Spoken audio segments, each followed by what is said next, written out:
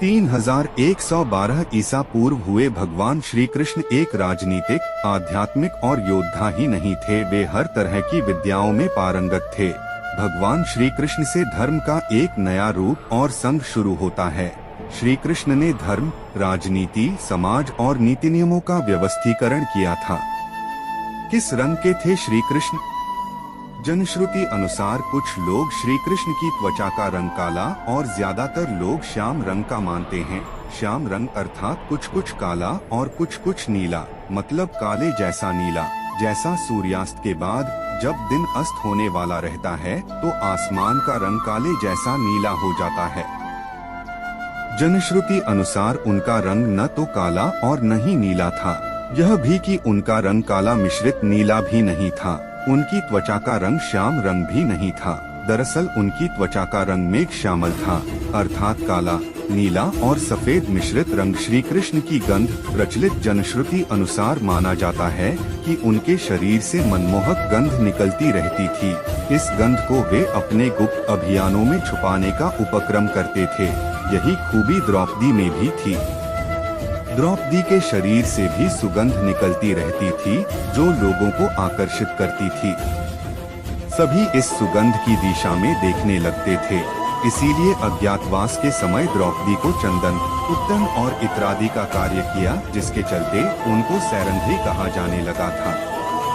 माना जाता है कि श्री कृष्ण के शरीर से निकलने वाली गंधी गोपिका चंदन और कुछ रातरानी की सुगंध से मिलती जुलती थी। श्री कृष्ण के शरीर का गुण कहते हैं कि भगवान श्री कृष्ण की देह कोमल अर्थात लड़कियों के समान मृदु थी, लेकिन युद्ध के समय उनकी देह विस्तृत और कठोर हो जाती थी।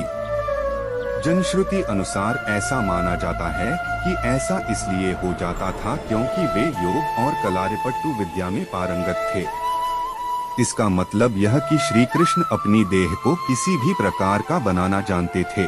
इसीलिए स्त्रियों के समान दिखने वाला उनका कोमल शरीर युद्ध के समय अत्यंत ही कठोर दिखाई देने लगता था। यही गुण कर्ण और द्रौपदी के शरीर में भी था। सदा जवान बने रहे श्री कृष्ण। भगवान कृष्ण का जन्म मथुरा में हुआ था। उनका बचपन गोकुल, वृंदावन, नंदगांव, बरसाना आदि जगहों पर बीता। द्वारिका को उन्होंने अपना निवास स्थान बनाया और सोमनाथ के पास स्थित प्रभास क्षेत्र में उन्होंने देह छोड़ दी। दरअसल भगवान कृष्ण इसी प्रभाव क्षेत्र में अपने कुल का नाश देखकर बहुत व्यथित हो गए थे। वे तभी से वहीं रहने लगे थे। एक दिन वे एक वृक्ष के नीचे विश्राम कर रहे थे, तभी किसी बहेलिये ने उनको हिरण समझकर तीर मार दिया। यह तीर उनके पैरों में जाकर लगा और तभी उन्होंने देह त्यागने का निर्णय ले लिया। एक दिन वे इसी प्रभाव क्षेत्र के वन में एक पीपल के वृक्ष के नीचे योग निद्रा में लेटे थे। तभी जरा नामक एक बहेलिये ने भूलवश उन्हें हिरण समझकर विषयुक्त बाण चला दिया, जो उनके पैर के तलुबे में जाकर लगा और भगवान श्री कृष्ण ने इसी को बहाना बनाकर देह त्याग दी। जनश्रुति अनुसार भगवान श्री कृष्ण ने जब देह त्याग किया तब उनकी देह के केश न तो श्वेत थे और न ही उनके शरीर पर किसी प्रकार से झुर्रियां पड़ी थी, अर्थात वे 119 वर्ष की उम्र में भी युवा जैसे ही थे। कृष्ण की द्वारिका। भगवान कृष्ण ने गुजरात के समुद्री तट पर अपने पूर्वजों की भूमि पर एक भव्य नगर का निर्माण किया था। कुछ विद्वान कहते हैं कि उन्होंने पहले से उजाड़ पड़ी कुशस्थली को फिर से निर्मित करवाया था। माना जाता है कि भगवान श्री कृष्ण अंतिम वर्षों को छोड़कर कभी भी द्वारिका में 6 महीने से ज्यादा नहीं रहे। जो भी हो, श्री कृष्ण की इस नगरी को विश्वकर्मा और मैदानव ने मिलकर बनाया था। विश्वकर्मा देवताओं के और मैदानव असुरों के इंजीनियर थे। दोनों ही राम के काल में भी थे। इतिहासकार मानते हैं कि द्वारिका जल में डूबने से पहले नष्ट की गई थी। किसने नष्ट किया होगा द्वारिका को? यह सवाल अभी भी बना हुआ है। हालांकि समुद्र के भीतर द्वारिका के अवशेष ढूंढ लिए गए हैं। वहाँ उस समय के जो बर्तन मिले हैं वो 1528 ईसा पूर्व से 3000 ईसा पूर्व के बताए जाते हैं।